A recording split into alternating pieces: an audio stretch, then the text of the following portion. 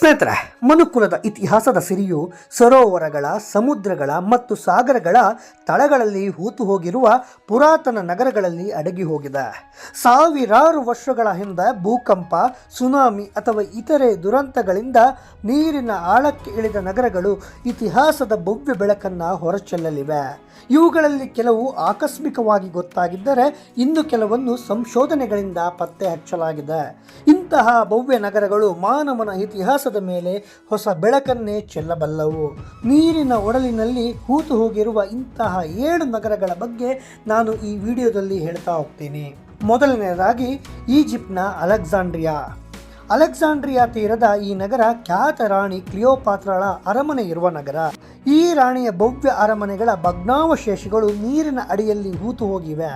ಸುಮಾರು 1500 ವರ್ಷಗಳ ಹಿಂದೆ ಸಂಭವಿಸಿದ ಭೀಕರ ಭೂಕಂಪವೇ ಇದಕ್ಕೆ ಕಾರಣ ಅಂತ ನಂಬಲಾಗ್ತಾ ಇದೆ. ಈ ದುರ್ಘಟನೆಯಲ್ಲಿ ಮಾನವ ನಿರ್ಮಿತ ಸುಂದರ ಕಲಾಕೃತಿಗಳು, ವಿಗ್ರಹಗಳು ಹಾಗೂ ರಾಣಿ ಕ್ಲಿಯೋಪಾತ್ರಳ ಅರಮನೆ ಎಲ್ಲವೂ ನೀರಿನ ಅಡಿಯಲ್ಲಿ ಮುಳುಗಿ ಮೂಕ ವೇದನೆಯನ್ನು ಅನುಭವಿಸ್ತಾ ಇವೆ. ನೀರಿನ ಅಡಿಯ ಪ್ರವಾಸ ಯೋಜನೆಯಲ್ಲಿ ಅಲೆಕ್ಸಾಂಡ್ರಿಯಾ ನಗರ ತನ್ನ ಇತಿಹಾಸದ ಪುಟಗಳನ್ನು ಬಿಚ್ಚಲಿರುವುದು ಒಂದು ಸಂತೋಷದ ವಿಚಾರವೇ ಸರಿ. ಇನ್ನು ಭಾರತದ ಕ್ಯಾಂಬೆ ಕೊಲ್ಲಿ ಅಥವಾ ದ್ವಾರಕಾ. ಕೆಲವೇ ವರ್ಷಗಳ ಹಿಂದೆ ಸುಮಾರು 9,500 ವರ್ಷಗಳ ಹಿಂದಿನ ನಗರವನ್ನು ಸಂಶೋಧಿಸಲಾಯಿತು. ಈ ನಗರವೇ ದ್ವಾರಕಾ. ಈ ನಗರಕ್ಕೆ ಸುಮಾರು 5,000 ವರ್ಷಗಳ ಇತಿಹಾಸವಿದೆ. ಇಲ್ಲಿ ಸಿಕ್ಕಿರುವ ಅಭೂತಪೂರ್ವ ವಸ್ತುಗಳು, ಕಟ್ಟಡಗಳ ಪಳವಳಿಕೆಗಳು ಆ ಕಾಲದ ನಾಗರಿಕತೆಯ ಮೇಲೆ ಬೆಳಕು ಚೆಲ್ಲಲಿದೆ. ಈ ನಗರವನ್ನು ಚಿನ್ನದ ನಗರ ಎಂದು ಕರೆಯಲಾಗ್ತಾ ಇತ್ತು. ಇದು ಮಹಾಭಾರತದ ಕಾಲದಲ್ಲಿ ಶ್ರೀಕೃಷ್ಣನ ರಾಜಧಾನಿಯಾಗಿತ್ತು. ಇನ್ನು ಥಾಯ್ಲೆಂಡ್ನ ಕ್ವಾನ್ಪಾಯೋ ಥಾಯ್ಲೆಂಡ್ನ ಒಂದು ದೊಡ್ಡ ಸರೋವರ. ಈ ಸರೋವರದ ಅಡಿಯಲ್ಲಿ ತಾಯ್ನ ಪುರಾತನ ದೇವಸ್ಥಾನವೊಂದು ಮುಳುಗಿ 500 ವರ್ಷಗಳೇ ಸಂದಿದೆ.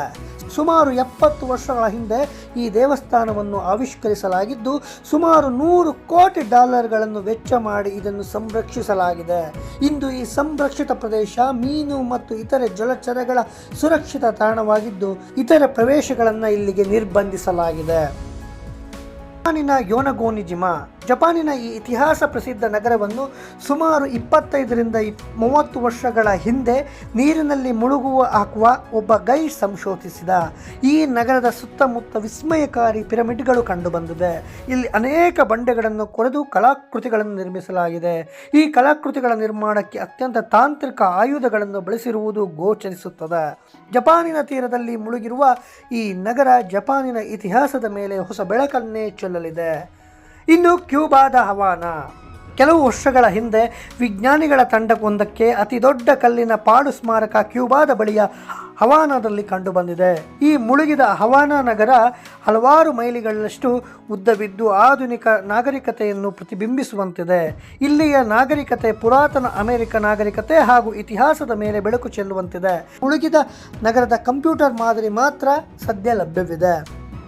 ಯುರೋಪಿನ ಉತ್ತರ ಸಮುದ್ರದ ಬಳಿ ಕೆಲವು ವರ್ಷಗಳ ಹಿಂದೆ ಕಳೆದು ಹೋದ ಭೂ ಪ್ರದೇಶವೊಂದನ್ನು ಪತ್ತೆ ಹಚ್ಚಲಾಗಿದೆ. ಈ ಪ್ರದೇಶ ಸುಮಾರು 10,000 ವರ್ಷಗಳ ಹಿಂದೆ ಮಾನವ ಬೇಟೆಗಾರರ ವಸತಿ ಪ್ರದೇಶವಾಗಿತ್ತು ಎಂದು ತಿಳಿದು ಬಂದಿದೆ.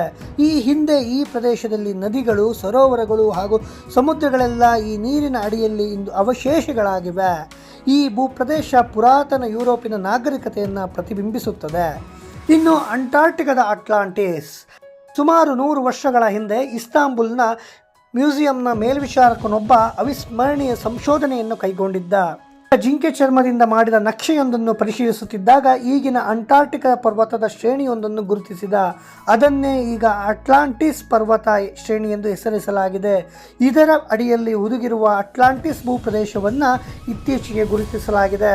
ಇಲ್ಲೂ ಇದ್ದ ನಾಗರಿಕತೆಯ ಬಗ್ಗೆ ಅನೇಕ ಕುರುಹುಗಳು ದೊರಕಿವೆ. ಇದು ಇಂದು ಹಿಮದ ಪದರಗಳಿಂದ ಸಂಪೂರ್ಣವಾಗಿ ಮುಚ್ಚಿ ಹೋಗಿದೆ.